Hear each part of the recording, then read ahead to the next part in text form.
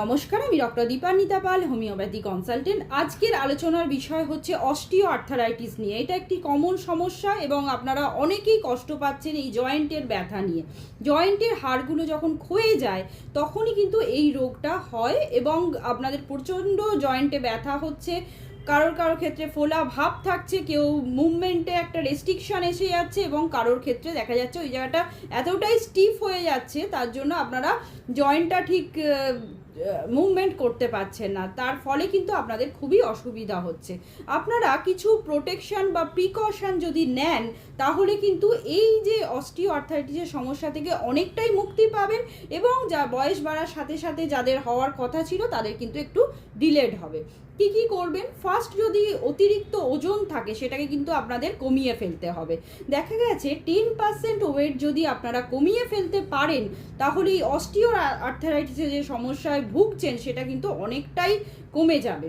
Next যে পয়েন্টটা বলবো সেটা হচ্ছে অবশ্যই আপনাদের চেষ্টা করতে হবে নিয়মিত এক্সারসাইজ করার। যদি আপনারা এক্সারসাইজ করেন সেক্ষেত্রে দেখা যাচ্ছে আপনাদের মুভমেন্ট হচ্ছে এবং ওই জায়গার যে পেশিগুলো সেগুলো অনেকটাই শক্তিশালী হচ্ছে এবং যে স্টিফ হয়ে যাচ্ছিল জয়েন্টটা সেটা অনেকটাই রিল্যাক্স হয়ে যাচ্ছে। তার জন্য অবশ্যই আপনারা চেষ্টা করবেন নিয়মিত ব্যায়াম করার।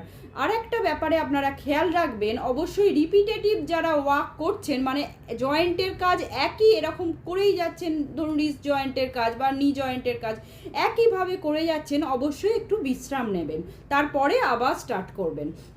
নেক্সট যে পয়েন্টটা আমি বলবো সেটা হচ্ছে অবশ্যই আপনাদের ইনজুরিকে প্রোটেক্টেড রাখতে হবে। মানে হচ্ছে আপনারা যদি অ্যাক্সিডেন্ট হয় সেটা আলাদা ব্যাপার, আপনারা অবশ্যই চেষ্টা করবেন ধরুন কোনো ভারী এক্সারসাইজ করছেন তখন কি করবেন, আগে ওয়ার্ম আপ এক্সারসাইজ করবেন, তারপরে কোনো ভারী ব্যায়াম করবেন।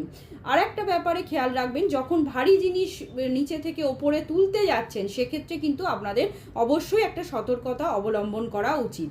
আর একটা বিষয়, যারা ক্ষণ ধরে আপনারা দাঁড়িয়ে কাজ করছেন বা বসে কাজ করছেন, আপনাদের চেষ্টা করতে হবে এই পজিশনটাকে চেঞ্জ করার। আর একটা ব্যাপার অনেকেই যেটা ভুল করেন সেটা হচ্ছে শক্ত সোলের জুতো ইউজ করেন। অবশ্যই সেক্ষেত্রে একটা প্রিভেনশন নিতে হবে, অবশ্যই নরম কুশনের জুতো ব্যবহার করবেন। এছাড়াও যেটা করবেন, অবশ্যই নিউট্রিশনাল বিভিন্ন রকম ফুডগুলো আপনারা ডায়েট চার্টে ইনক্লুড করবেন, বিশেষ করে ক্যালসিয়াম রিচ যে সমস্ত খাবার, ওমেগা 3 ফ্যাটি অ্যাসিড আছে যে সমস্ত খাবারে অবশ্যই আপনারা ইনক্লুড করবেন। এগুলো করুন, তাহলেই দেখবেন অস্টিও আর্থারাইটিসের যে সমস্যায় ভুগছেন তার থেকে অনেকটা রিলিফ পেয়েছেন। নমস্কার, সবাই ভালো থাকবেন এবং সুস্থ থাকবেন।